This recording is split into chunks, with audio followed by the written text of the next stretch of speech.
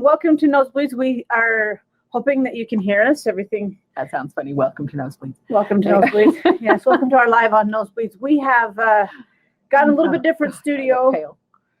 That's nice, Mom. Sorry, they just have to live with it. And we're hoping everything's working. So comment on it. Let us know. Share this out with your friends. We're going to talk about nosebleeds. We're going to talk about classifying them and telling between the difference between a nosebleed once in a while and when you've got a problem and it's become chronic nosebleeds. We're going to talk about what herbs you use for essential oils, how to prevent them, herbs and essential oils. We're going to focus largely on herbs today because nosebleeds are often a deficiency. They're a dietary problem a lot of the time. And so there's some essential oils, but today we're going to focus largely on herbs and things. So I haven't got any comments, so we hope that you can hear us. Please, if you can, tell us. No. Yeah, if you can hear us, let us know. We haven't got any comments that you can't hear us either, so that's good. It's a good thing that you have to worry about these things. Well, I think I don't know if it's working. I hope so. Maybe they can't see us either. Yeah, maybe they can't see us either. That would not be good. Well, considering the idiot mood I'm in this morning, it might be good. Yeah, even that's not good. Anyway, well, the first thing we want to talk about with nosebleeds is that with kids, they can be a fairly common occurrence, and they're not typically scary. But there are a large number of blood vessels that are in the nose, and they do tend to bleed from time to time. So most of the time, a nosebleed is nothing to worry about, something scary.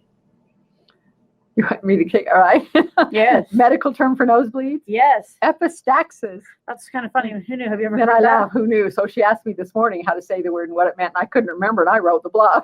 Yay. So no one ever uses that term. I've never Kelly heard says we can see you. People are, we can see and hear you. This is good. Wonderful. I think. All right. No. Yeah, I've never heard of a nosebleed called an epistaxis. That was new to me. I found over the years that when you do have to go into the medical world, it helps if you speak their language. Yeah. So I've spent a lot of time actually, doing the medical jargon so that, you get respect when you show up there. But that's funny. Never heard that one. Okay. So that's a new one. So there are a couple of different classifications for nosebleeds. Really sophisticated, anterior and posterior, depending on where they start. What do you know? So we're not going to get too deeply into that, but an anterior nosebleed, they're far more common than posterior nosebleeds. And anterior means front, posterior means back. So it tells you how far back in your head and how large the vessels are that are bleeding. So posterior nosebleeds are a lot scarier than anterior nosebleeds, and most nosebleeds that you're ever going to come across are going to be anterior nosebleeds. I heard from someone yesterday who said she was, excited about this because she'd been off work for several weeks, not current, but with heavy nosebleeds. And I remembered a time in our lives when one of our boys did a series of nosebleeds in a row. So yeah, I think it's timely to know what they're caused by and how to make them stop. Especially if they're very, very frequent at all. So almost always anterior nosebleeds can be treated at home.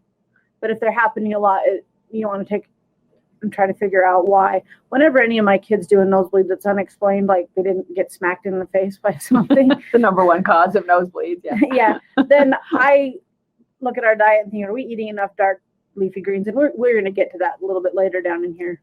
But so we've classified the two. Let's kind of talk a little bit about the symptoms. So, well, we could talk about some of the causes first. Some of the causes. Down to symptoms.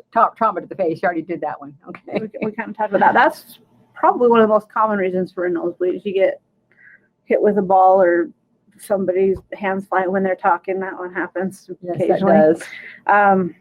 So the drying out of nasal passages is another one as climate changes and the humidity in your house varies from time to time. And when fall switches to winter, that seems to be heaters and furnaces tend to dry out the air. So. Sometimes, often a humidifier will rectify the situation. It'll also deal with dry skin and several other things. So, yeah, pot of boiling water on the stove while you could buy a real humidifier, but I have one. I like my humidifier. I do too, but a pot of boiling water is so much faster. Yep. Bacterial or viral infections in the nose or allergies, those can also irritate those blood vessels and make nosebleeds more often. Surprisingly enough, the nasal sprays we use to deal with that are a common cause of damage to the little vessels in the nose. Dried up yuck in your nose. That's right, Paula. Yeah. Dried up yuck in your nose. So they can also be caused by blood pressure or hypertension, and we actually did a blog on that. So if you think that might have something to do with what your nosebleeds are, that's like another topic, and there will be a link in the blog that comes out to that. Structural problems inside of the nose can actually cause nosebleeds too. And if there was a structural problem in the nose, Millennia is a great thing to rub on there. I mean, sometimes it's more serious than what Millennia can fix. A word of caution, please do not put straight Millennia on a Q-tip and apply it up that in way. your nose. Please don't do that. Just across the bridge of the nose with the carrier oil. Okay. Lest we be told that we told someone to do that. Let's be very clear. And then a craniologist, a lot of times they can manipulate the bones in the nose. A lot of craniologists, though, they study the basic 10-step protocol, and they do head to feet. The head and the nose are totally different things. They need more in-depth study, and they need to have done more than just a basic cranial class before I would let them anywhere near my nose. Yeah. I have this big black book full of little, what do you call it, protocols, and your poor father has had most of them practiced on him at least once or twice, and his nose is still on his face and doing fine. I broke mine, so I am a little more hesitant. You're not going to let me practice on you. No. Right. So another thing that can cause nosebleeds is a deviated septum. And that one's all you, Mom. Not me. I'm not touching that with a 10-foot pole. That's a medical thing. I could if I knew. No. Oh. I do know what the septum is. And deviated means probably out of place. It's separating. Separated or out of place. And your septum is? It's a bone up inside your nose. Google it, and then you'll see a cranial picture. Class. I'll be Googling it as we leave here. We should have. I'm going to pinch you next time. I don't want you to ask me a question. Okay.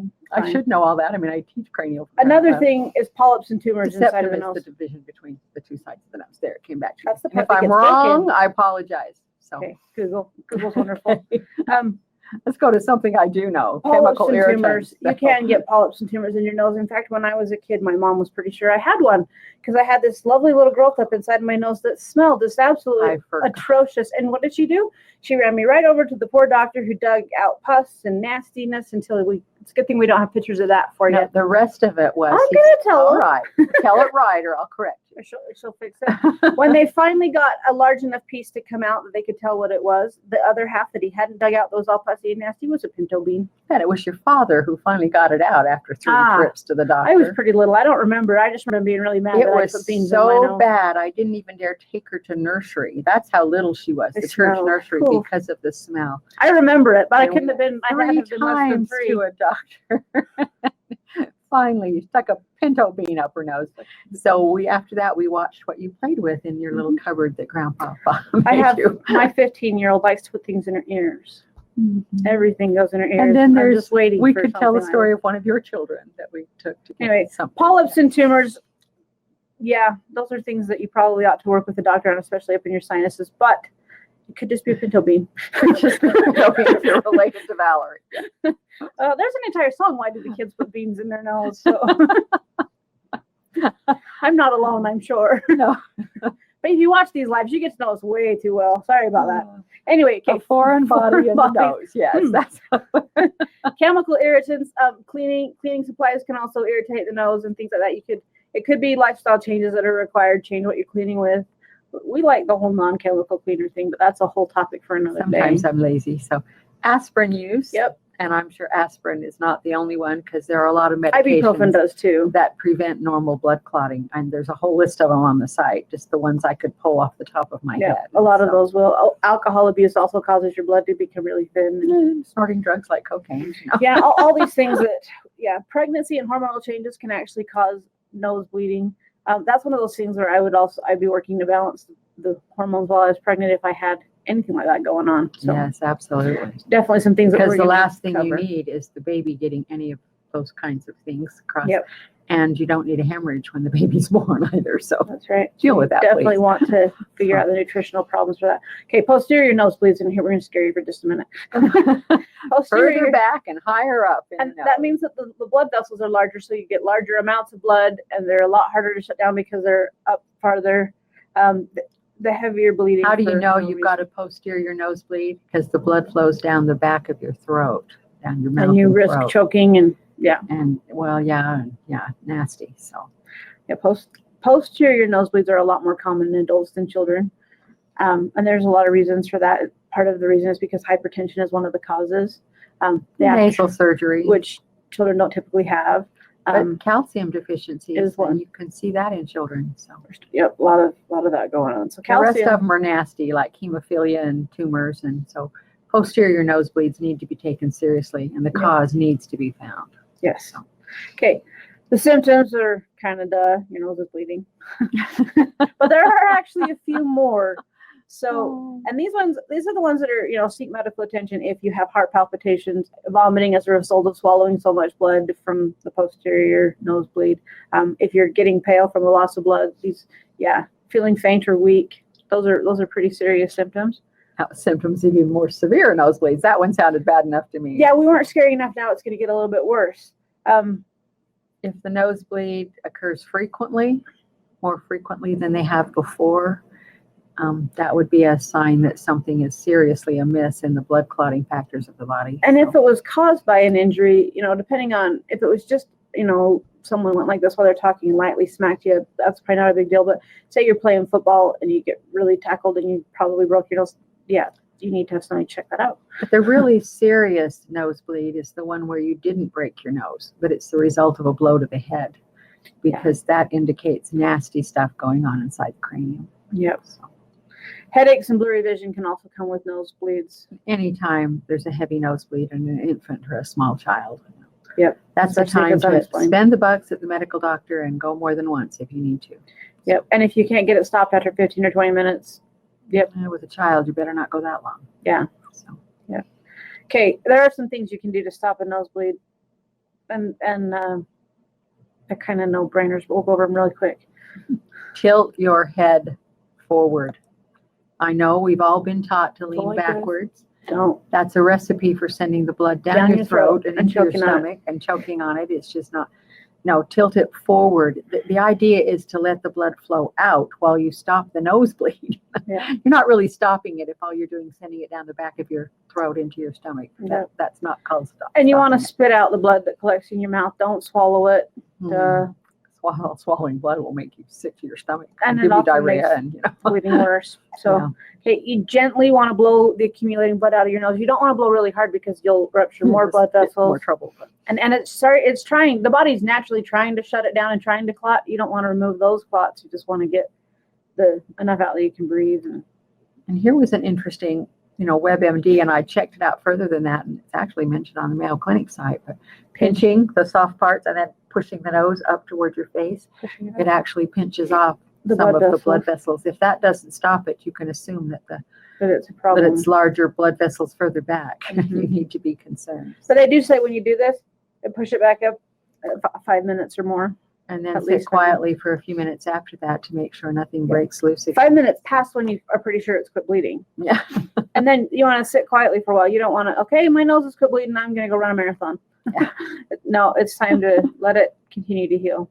And when your nose quits bleeding, it's not the time to go take a nap either. You want to stay upright.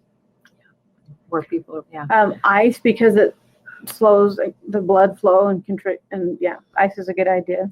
Tightly packing the nose with cotton is not recommended. Okay. Yeah. However, a loose little cotton ball with some of the remedies suggested. So we're going to talk about some of the... Why not the tightly packed cotton ball? Because it's going to bleed into it and it's going to stick. And when you remove it, you're going to open it all back up. Open your issues. So, okay.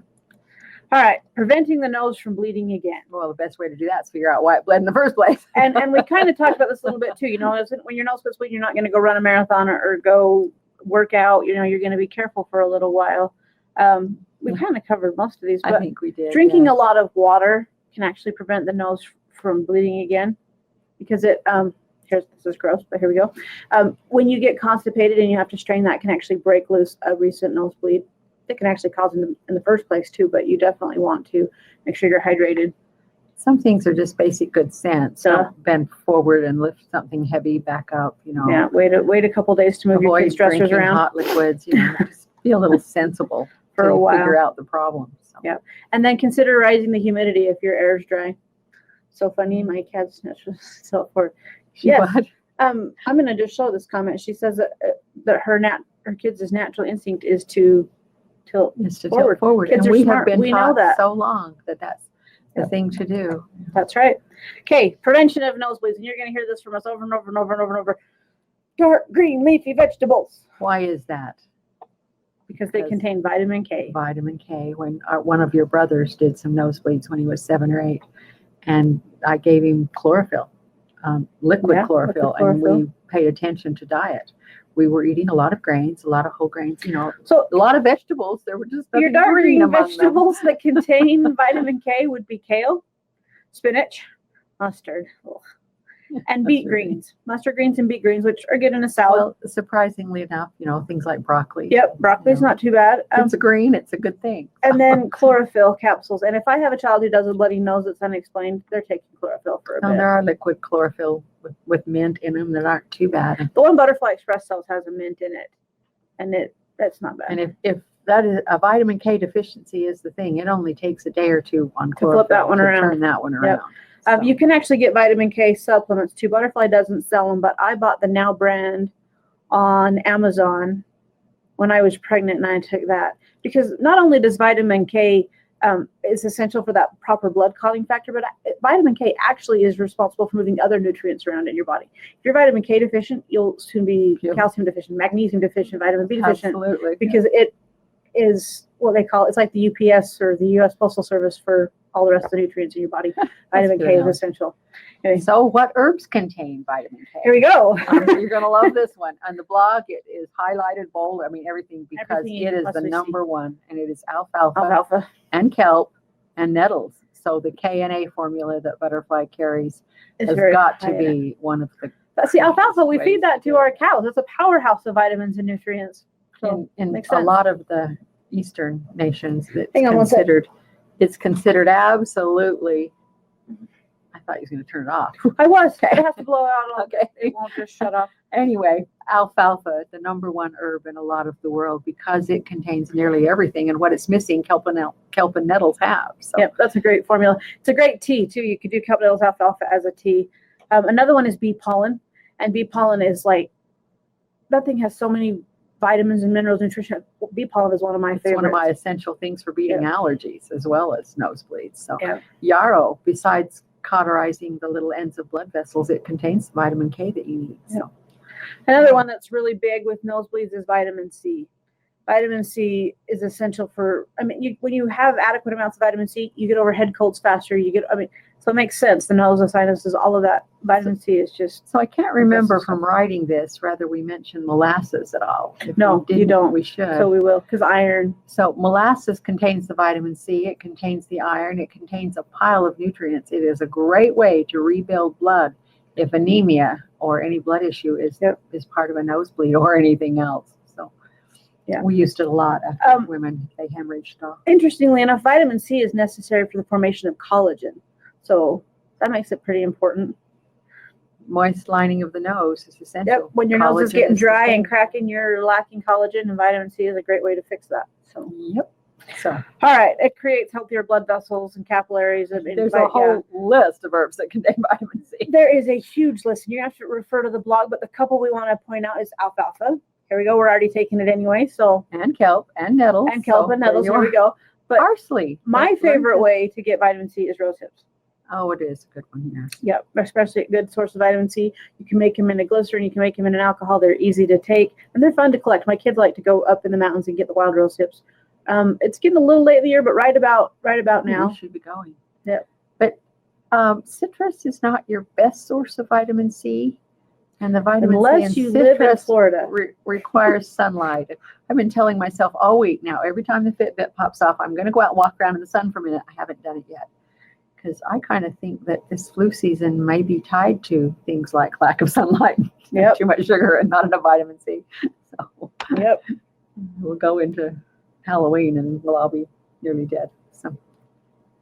So another thing to stay with nosebleeds is to stay hydrated. If you are dehydrated, it's going to affect those little tiny capillaries. They get dry. They won't be heavy, nasty nosebleeds, but they'll be frequent and recurring. Small ones. Yep. Enough to make you crazy. So you're humidifying your house, but if you're not giving your body the proper amount of water, it doesn't really matter how. And surprisingly, most of us think about hydration during the summer months when we're hot. We're more likely to be dehydrated in February and March and wonder what's triggering our nosebleeds or other things. So. Okay, another huge one is vitamin E. And this, a lack of vitamin E in your body increases bleeding, and having vitamin E in your body actually can shut it down a lot faster. I know doctors will tell you different. They will tell you not to supplement vitamin E before a surgery. And I've said this so many times that if you ever listen to me, you probably heard it. But these studies were done with a man-made, what is called a DL alpha tocopherol. And it is not the same thing as a naturally occurring D alpha. It is not wheat germ. It is not any of the good natural things that they can get vitamin E from. It's a clone. And it will not oxygenate the blood, but it will cause excessive bleeding. Yep. And it also makes it... There have been some studies differentiating those two. I didn't make it up. No. But doctors seem to be quoting the other ones, and that's a fallacy to avoid vitamin E. Yep. Unless it's a DL alpha. If you are taking the wrong vitamin E, it also makes the absorption of vitamin E from natural food sources harder for you. Because it plugs up the receptor sites of your cells. It's close enough to get halfway in and not the rest of the way. Yep. So you got to watch and make sure that you are purchasing a good one. A D alpha. Or just eat it. Your green leafies have vitamin E in it. Right. Eat your greens. Eat your stuff that has it in. I don't know why we don't like greens. Brussels sprouts, broccoli. I love those. It's always types of amazing things to me when I eat something crappy and then later I eat a salad. The salad tastes so much better. Why do I eat the junk? I've been running an experiment at my house, which is kind of funny. Broccoli. They say kids don't like broccoli, but my kids like broccoli. And I started cooking 2 frozen bags from Walmart. They're 98 cents. And I'll steam them up and I'll cook them. And I don't tell anybody they're there, and see how long it takes them to go. And the other night, it was 9:30 and I was hungry for broccoli, which is weird. So I was just going to cook 1 bag. I thought, it's 9:30 at night. Surely 2 bags of broccoli won't go. I mean, half my kids are in their rooms doing homework. They won't notice it. I thought, nope, we always do 2. So I cooked 2, 9:30 at night. I went upstairs, brushed my teeth, whatever. I came back down. There was nothing left. Good smell. We do this 2 or 3 times a week. Green trees and white trees, broccoli and cauliflower. They love them.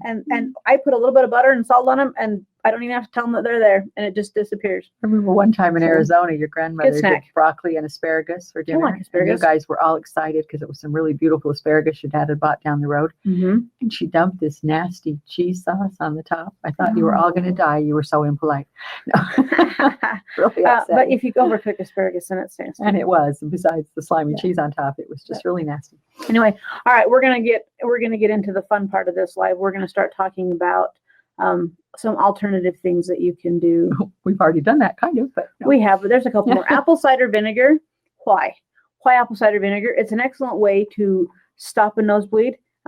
It changes. Astringent. It stops bleeding. It does, and so you can dip a cotton ball in it, and then just put it up your nose a little bit. Please use a good one like Bragg's. The others are a little strong. And we're not talking white apple cider vinegar. We're talking the orange stuff. Good stuff. Non-distilled, all natural. Get the good stuff. I like Bragg's. Bragg's does not taste as bad. It doesn't smell as bad. I can't believe you take vinegar at all. You've hated it all your life. I don't mind Bragg's. Bragg's is good vinegar. Anyway, it helps to balance the body from alkaline to acidity, and the veins and capillaries are strengthened by it. By that very fact alone. Yep. So okay, saline or salt water is another good one. Here again, get a good salt. Yeah, here again, you gotta have quality salt. We like real salt. We like sea salt, and we like the Himalayan. The Himalayan has a really nice flavor, but it's harder to find. Not for us, but I find out people are like, where do you get Himalayan salt? Well, I don't know. My mom gives it to me. This is true. I have like a couple of 5-gallon buckets, so come on. But real salt's such a big brand now; it's pretty easy to find, and it's a good quality salt. It is a very good that's probably what I use most of the time. So, all right. Now the really fun part, we're gonna get into herbal remedies, and we've kind of already talked about them a lot, but I didn't remember that I talked about them. We kind of broke them out in the blog a little bit more. Like Yarrow, we told you, it's known as wound wort, and it was used by clear back soldiers. in Roman days. Yeah. This has been known to stop bleeding. I've seen it stop incredible bleeding, both. As an oil, but even just chopping up the plant and applying it to a wound. It is an incredible way to stop bleeding. And it also strengthens fragile capillaries, which makes it pretty. So a little bit of that kind of tea with a cotton ball soaked up, would do it without the stinginess of. Absolutely amazing stuff. So. Okay, golden seal or Oregon grape. And these 2 herbs are interchangeable, but golden seal tends to get really, really, really pricey on the market, where Oregon grape tends to be a lot more stable price-wise. But if you find somebody who says, use golden seal, and you look it up, and sometimes it gets to be up like $100 a pound. It gets to be insane. I don't think it's there right now. It's a lot more reasonable, but it's still a lot more expensive than Oregon grape. An Oregon grape actually grows in our area, but Yep. it takes 10 men, a boy, and a backhoe to dig it up Dig it off up. the mountain because it's got a really deep, bright Pretty. yellow taproot. But you can actually buy it pretty cheap. Yes, it is. It's So- fairly cheap. And it's a great one for healing tissues and blood vessels. So Now, we mentioned cayenne here. Yeah. Please don't put cayenne up your nose. no. That's when you take by mouth. It does work effectively that way. Although Tincture? I cut my hand once quite badly right here, and one of my sons applied powdered cayenne to my hand It stings for a minute. about a second. But if you're bleeding heavy, it doesn't sting. 'cause it's It not- it's creates a not absorbing. cauterize in it. And it stopped It it will stop immediately. it. I went and played an organ at a funeral without bandaging it. I thought, well, if it starts to weep again, I'll bandage it, because I was late by the time I'd been It through what didn't. I'd been through. And yeah, it never started bleeding again. We're going to So- deviate off of the topic of nosebleeds to just Oh, plain dear. bleeding. Here in the last, what is it? Today's Wednesday. I did this on a Friday. And it was after Oh, the yeah, last so you live, poor so it thing. has to have been 10 days ago now. And I wish I had taken a picture, because it's an absolutely unbelievable story. I was cleaning up my yard. My husband and I were picking up stuff, and there was this long stick, and it was weathered and bad. And I thought there's no point in keeping that. So I picked it up and I went to break it in half so that it would fit in the dumpster.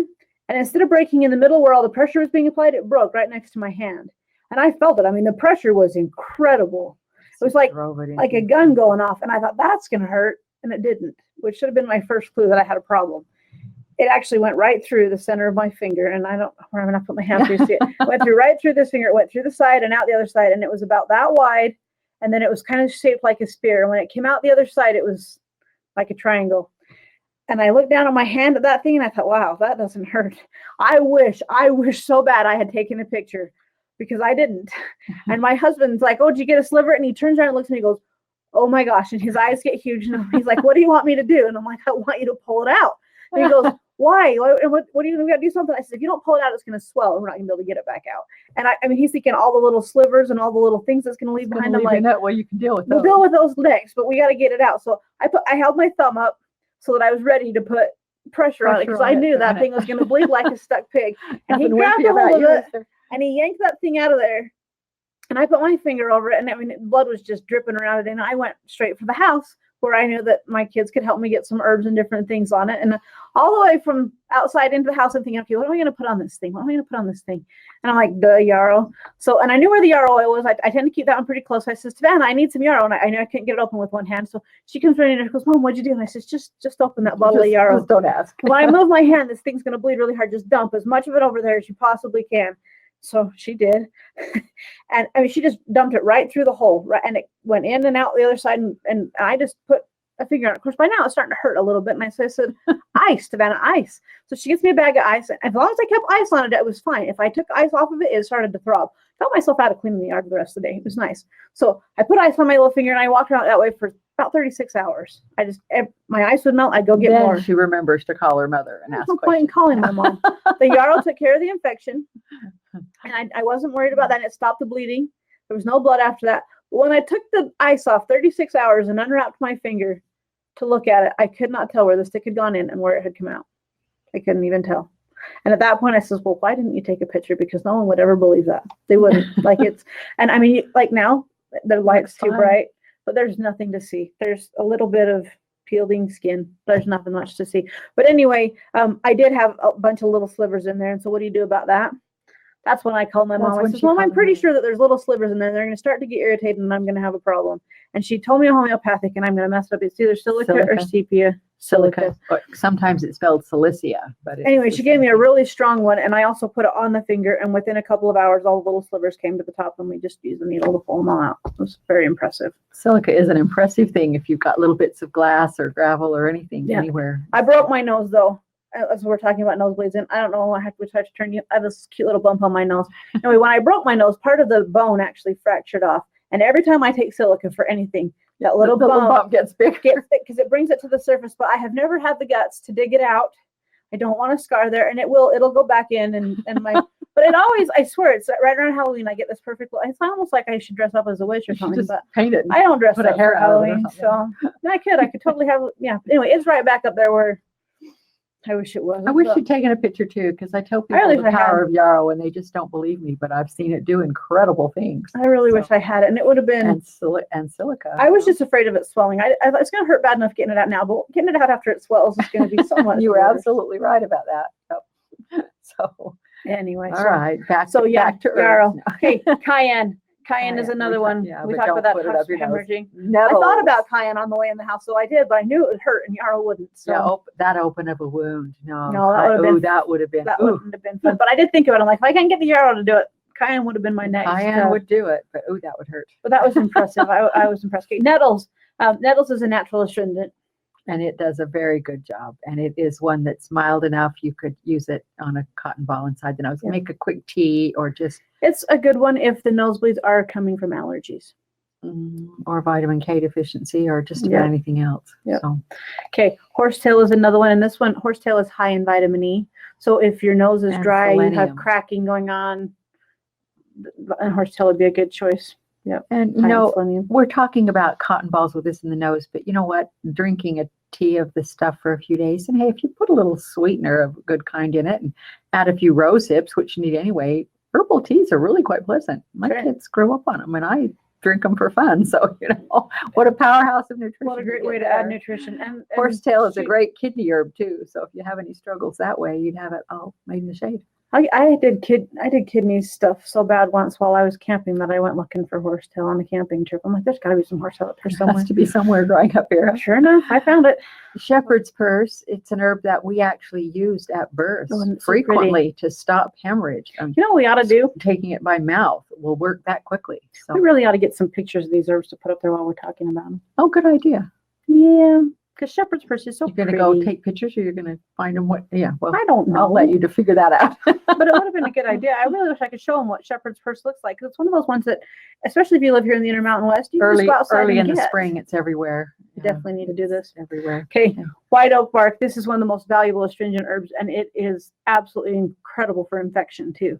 It is an abscess. I've got a small one playing in my mouth at the moment, and I keep fighting it with everything else Yep. because white oak bark is so bitter and nasty. I really don't want to do. But I don't think it'd be bad made as a tea up your nose. It'd be a lot better It'd be than fine, gargling it, which yes. is how I typically have used white oak bark. But you know, if you gargle it, that's close enough to get it up into the herbs go where they need to. Yep. Not as much as It's oils. a bitter but one though. Whew. Yeah, it's not a great one for tea. Okay, wood betony. I find it fascinating that you can go from continent to continent and go back as far in the literature as you can find any. And the same herbs are used around the world and over the centuries for the same thing. Yeah. And, even way back in time when continents were not communicating with each other, they were using the same herbs for the same thing, more than a placebo effect. Somebody knew what they were talking about. Wood betony is one of those. Ancient times, it was 63 used. BC, you can track it back to 63 being BC. used. Claimed that it was good for a whole lot of things, including to staunch bleeding. Yeah. It's actually, there's 47 different illnesses that wood betony was Way back in the early, way back. way back. So it's not a, an herb that's as common today, but I think It we might stood be the test missing of time. something. yeah. So All right, now we're going to move on to essential oils. Woohoo, your favorite part, right? just a very few, yeah. Cypress. Cypress is a great astringent. So It strengthens capillary walls. You're going to want to be a lot more careful putting oils up your nose than herbs. And a lot of times applying with a carrier to the outside of the nose and let them it's go all where you they need. It to. moves through the body that fast. Yep, So, you don't need to put oils up your nose. yeah. Teas, Heliochrysum, you could dilute 1 drop and get away with that because it's mild, but it's And it's still not gonna not the sting. world's best Yeah. idea. Yarrow, of course, it's going to burn a minute, but it's going to get the job done. So Interestingly enough, there are 2 carrier oils with nosebleeds that would be better. I mean, it doesn't matter. Grab palm, grab whatever's close. calendula. But if you're doing them frequently, and it might be worth investing in a carrier oil, calendula or tamanu.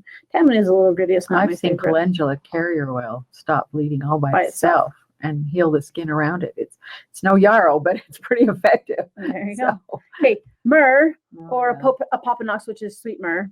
One of the best astringents that's ever been known on Yep. the earth. And why do we give you so many? It's so that you can use what you have. Yeah. You don't need to go out and buy all of these. If you have one of them, you okay, next time I do a nosebleed, I'm gonna try this with this, and hopefully you have one of these. But as far as which is better, they're all gonna be great. and yeah, if your allergies are causing it, or if a dry nose is causing it, different Follow ones are the going to work different, suggestions better. above. Yes. Just grab one and read about it later. Yes, that's why my first question when people call me with a problem, What have you is, already done? what have you already got? My husband used to tease me in the early days of the company that I was a lousy salesman, That's true. but We then are. salesmanship was not my not my goal back Not then. the goal. And he used to laugh when people would come to oil classes and they'd fill out a list of 20 oils they wanted to buy, but they didn't have the money. I'd go through This one and this one can be used. You can, the same thing. I'm terrible that way, and I still do that. You know, can still do it. it's About Face Don't is buy a them good all. blend because it contains a papinox. It also contains several different types of frankincense, and frankincense is very good at strengthening things. And About Face contains a papinox. Yeah. Huh. And Palo Santo, I know it contained a Palo Santo. I forgot we added a papinox. just a little bit. So it's a good one for circulatory system For and many, healing. many things, yes. This is great info. My husband gets nosebleeds as well. So hopefully we can figure out why and stop them because this. Well, you know, Yeah. and like I used to tell your sister-in-law with her twin boys, she would call and say, this is what the boys are doing. What do you think's the problem? And I would give her a solution and tell her to call me back in a couple hours and give her a different solution. And hey, you know, within a little while, we knew what the problem was because we knew of what which fixed it. solution fixed it. So, That's you know, interesting. but sometimes you just don't want to go one by one. You want to hydrate them. You want to improve their vitamin K. You want to, you know, improve their vitamin E. You want and humidify your house. Do them all at once because they're all good things to do. That's right. So, Cystis is another one that's astringent. It's also an anti-inflammatory Yeah. and antimicrobial. And besides that, Cystis just smells good. Oh, yeah. If you're going to put something up your nose, I choose Cistus. Not up your nose because it's an essential oil. On your Well, nose. you know, but you put one tiny, Heliochrysum you could. I if think the nose Cystis is you dry, could. you could put one drop. If You don't want to put enough peppermint carry up your nose or, Please don't do that. Or cypress. or Please don't. cypress, but Please don't. Cystis you'd probably be all right. Okay, that's the end of our essential oils. We're going to talk about a couple of homeopathics for nosebleeds and then we're going to let you go for the day. I'll go back to something else, huh? So homeopathics, if you look at a repertory, there are pages and pages for nosebleed symptoms, but each one is followed by other things. So if it's coming from the heat, or if it comes when lifting, or if it's accompanied with vertigo, if they always happen while It you're drains sleeping. down the back of your nose. You know, it'll cover it all. So you want to make sure that it fits you. Vicky says, dang, I almost missed you. That's okay. You can start us over as soon as we're done. You can just replay. Within a couple of days, it'll come up on YouTube. You can watch us as many times as you want, but we're sorry you missed the beginning. It was comical, if nothing else. I was in quite a mood. Still am, actually. All right. Too many hours at my computer yesterday. Number one, homeopathic for nosebleeds. And you don't need to worry about the rest of the And symptoms. if If you you're have bleeding, this one, you have all you need. it doesn't need to be a nosebleed. Even if you're bleeding, take Bioplast. And put it on the area and squirt it up your nose. Do whatever you want with it. Because what it does is it replaces the cell salts in the body. It contains all 12 of the cell salts. And so anytime anybody's bleeding, It'll bring them to the Bioplast. area. I have seen Bioplast stop, not just slow, bleeding when a finger was almost severed. yes. I soaked a rag and wrapped the finger in that on our way to the emergency room, and it literally stopped the bleeding. That's one of those where you want to know that you can remake your homeopathics with distilled water on the go. You betcha. You're headed to the emergency room and you're using that thing and the bottle goes pretty fast. I had 16 ounces of this with me at a birth, and we had a vaginal varicosity pop, Scary stuff. and it literally stopped it. We delivered the Yep. baby over the vein with no trouble. I've seen Bioplast do incredible things. I carry one in a tiny little vial in my pocket, and at a restaurant, lady I was with fell against the wall, and she bled through her shirt and her Levi jacket, and it was nasty. It was a mess. She has a blood clotting disorder. It's not. But anyway, I took that Bioplast, asked for a quart. If she hadn't been in the bathroom and waited way too long to come out and say, I Yes, need it help, would that have would been nice. a but lot she was- helper. Anyway, I actually put it I had somebody get me a clean pint jar full of water, and I So that we could just make. put mine in it Yeah, and fine. shook it hard, and then poured it all over it, and it was incredible. Yeah. It was. Another one to have on hand, and not necessarily for nosebleeds, is Rescue Remedy. And the reason is Rescue Remedy, how do you put this? It hits the emotional aspects of the trauma or the injury. So anti-shock. But you have a kid who's doing a nosebleed, maybe for the first time, they've never had a nosebleed before, and it can be kind of freaky.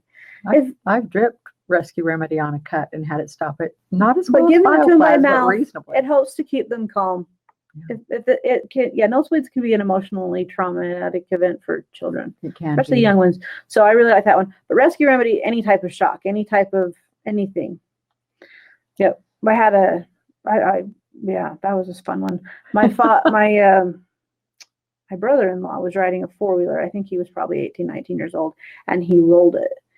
He rolled it down into a creek, and he had a passenger on the back, a friend, and it pinned her underneath it in the flowing river. And he lifted the four-wheeler off of her, and then managed to get them both back to the road where other people saw them.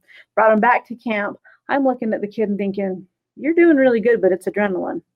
And when the adrenaline wears off, you're gonna anyway. Looked him over. I decided his arm was broken, and it took me a while, but I finally convinced everybody else at camp, yeah, this arm is broken, and somebody needs to head for the hospital. I'm fine. And as we said, if my arm was broken, I wouldn't have been able to lift the four-wheeler. I says, I don't care. Your arm's broken, and you need to head for a hospital because we're kind of up here in the middle of nowhere. He's fine. He's fine. And I finally convinced him to go. They get heading down the mountain. And I handed my brother-in-law, as he was leaving, I says, when he goes into shock, give him this. Oh, he's fine. I says, just take it. And when he goes into shock, give it to him. And he goes, he's fine. And he come back a couple hours later and he goes, yep, we made it about 4 miles. And reality set in and he went into shock. He says, I was driving. I mean, the only thing I could do was give him that and keep driving. That's another one I also carry in a that one. Yep, that one stays in your purse. In my purse or all the in time. my pocket. Yep. Yeah. If you can't open the cupboard and put your hand on that one, you're in trouble. I had a bright pink plastic case when you were little. I don't know if you remember, but it had a few of these basic things in it. And it was all your life was worth if I ever opened it and the rescue remedy was missing. I have 4 in my cupboard across the bottom shelf. And I frequently, and if there's not at least 1 or 2 there, heads are going to roll. Anyway, okay. For mental and basic physical symptoms accompanying nosebleeds, there's one called borax venita. And that one's dry scabs in the nose. That's a keynote for it. Or bleeding after you've blown your nose. Yep. If the person is sensitive to sudden noises, easily startled and frightened, those are keynotes of that one. Lachesis muta is another one. And that is a very complicated mental picture. But people have a tendency to sarcastic comments and jokes. So that's your keynote. But isn't lachesis the one for spider bites? Lachesis is snake venom. Lachesis and being a snake venom, it's good for any rusty. any disorders of the blood or veins or capillaries. So what's the one for spiders? Tara, gosh, there's several. Lachesis is snakes. I'm trying to remember what. That's going to bother me. Me too, because I can't even remember what a rattlesnake is at the moment. It's gone right out of my head. Right, I do speak Latin. That's great. Okay. Remedies that are more particularly appropriate for children would include ferrum metallicum. Uptake of iron. And that's for children that are anemic. And their face gets pale when their nose is bleeding. Yep, so. that's one to have for those. Usually they're a little oversensitive to pain and to noise as a regular person. I mean, that's just who they are. Ferrum phosphoricum is the other one, and they're very similar, but this one is particularly useful for children who have very frequent nosebleeds, but they're also the ones that are getting colds and have sore throats constantly. Sick. Yep. That's ferrum phosphoricum. Hamillus. For guinea cat. I always thought of that. What is witch hazel? Witch hazel. I'm having a brain dead this morning. That one is profuse but passive, which means gushing and then slowing down and then gushing again. Not necessarily heavy, but just mostly continual. Just constant. What it's meaning is the coagulation factor isn't really happening. It starts to and then it doesn't, and we have a gush, and then it starts to and then it doesn't. So that one will be your. It's kind of frightening because you think you've got it stopped and they get up and move around and it starts again. But one of the keynotes of Hamillus is that there's usually a headache preceding it and fullness in the head, and the nosebleed actually relieves the headache. Mm-hmm. So there's a note to yourself that there's something else problems going on in the head that needs to be dealt with. I might be looking for a craniologist at that point. Yeah, I would be for sure. So. And start working on allergies and various things. So yeah, phosphorus is another one. It has a very definite mental and emotional picture. Oversensitive, easily excitable. Sadness, need for sympathy. Yep. That's your phosphorus person. Phosphorus people are often pale. They're often. They have pronounced blue circles under their eyes. The keynote to me for phosphorus is they're tired a lot, Yeah. So. And with teenage girls, it will also include an irregular menstrual cycle. Absolutely. Yeah. Okay, silica, which we already talked about with my lovely finger episode, is a good one for nosebleeds too. It's particularly when there's cracks inside the nose or a dry, hard crust will form. Silica is the first one I'd reach for with infants for some Yeah. reason. It works very well for tiny babies. Yep. So, Okay, if the nosebleed is from trauma to the face, you've been in a car accident, somebody punched you. We hope that doesn't happen. Arnica, of course, any arnica injury is, is for, arnica. is bruising, and yeah, and we've actually tried this one out. So Elaps corallinus. That's not the rattlesnake. It's a coral snake. That's what I was trying to think of. we've tried this one out for nosebleeds brought on by trauma to the face. My poor mother was in a really bad car accident. I was 15 or 14. Not as bad as somebody claims. But That's true. Yeah, but the arnica was absolutely amazing for the bruising. Absolutely amazing. Rescue remedy. There was one in the car that day. It would have made a tremendous difference. It would have been very different. Arnica is one of those that you want to use the sooner the better. Yep. I mean, if you don't think about it for a couple of days, you're like, oh, I could have done that with this particular bruising thing or that. It's okay. It's better late than never, but it's one of those that the faster you get it on, the more impressed you will be. I dropped a gallon can of ketchup on my foot one time, and I put arnica just as a carrier oil on it. And I didn't even think about it because I run around barefoot all the time. 3 or 4 days later, I put on this tight pair of shoes with these little crisscrossy straps across the top of the foot. And oh yeah, hey, remember there's a problem here, but I it don't was do that very, very minor. I like this comment. Thank you for sharing your wonderful knowledge. Oh, thank you. Wonderful. We have fun doing this. We do. I always think, oh, we have to do live. The research isn't so much fun, but no, I love the research part. That's good. what I really don't. This gets me every single time. But I think, okay, what have we done for this in the past? It's not like we haven't been herbal for 40 years, right? What have we done? What have we used? And you make your list, and then you research why those things, and you get it all organized, and then you get here and you start thinking about stories, and oh yeah. I don't know what it is about actually having people to talk to that jogs my memory, but mine too. And I'm like, that's not in the blog. That's not in the blog. Anyway, such is life. Elap corallinus. Sudden profuse nosebleed. It's another snake remedy. It's another snake, yeah. So the person is often cold. Oh. And cold drinks and cold foods, they don't like them. Rare people who don't really appreciate ice cream. Well, any blood disorder will respond to elaps. So, yeah. Cold. That's and then, of course, yarrow, which is in homeopathic form, the Latin name for yarrow is Malfolia machilia. And it works just because of the way that the herb works, too. It is strengthening those blood vessels, but it's also causing them to contract, shut down, and quit bleeding. Nosebleeds with fever, we already talked about the two for that, ferrum phos and phosphorus. Yeah, so, but a keynote to the yarrow one is pain from the eyes to the root of the nose. Yes, I'd forgotten that, and I wrote that there. Okay, we did those two. Bryonia alba. Mucous membranes are exceptionally dry. That seems to be a common one, but also small boil type eruptions.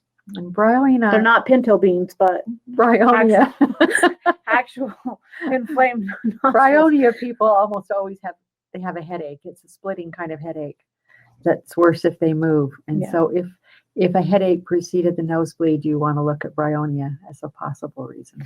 Carbovegetabilis is another one, and this one I always think of this one for food poisoning, but it actually is strong. It has a strong action on the veins and the circulation. And this is for the serious stuff, the nosebleeds that happen almost daily or even more than once a day. Yep. So it's one of those posterior nosebleed things. So the blood is unusually dark. It's coming from deep in.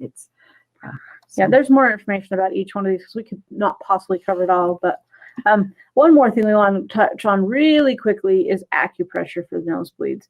There is an Eastern medical philosophy that looks at nosebleeds, every condition really, very differently than we do with Western medicine, and they have quite a bit of acupressure points that they will use to prevent nosebleeds and to balance yin and yang energies. And there's a lot of good work out there being done with that.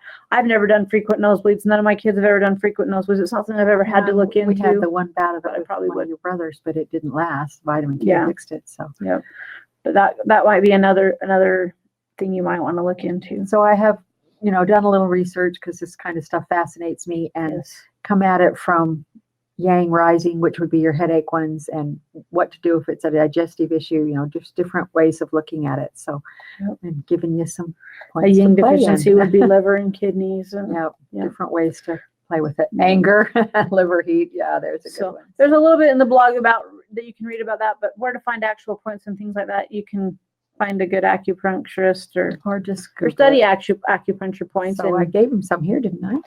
I don't think there's 10 I did. points. Yes, I was going to say. Yeah, explain ones. I was going to say, I did my homework on this one. Yeah, she did. So there are some points there to try. And the nice thing about acupressure points is they're great places to put essential oils. So if you can say, you know what, he always gets nosebleeds right after he does these bouts of anger. So then you think, okay, it's a liver meridian. We got anger going on. You look up those liver points and you put the oils that you've decided to use on those liver points. Yep.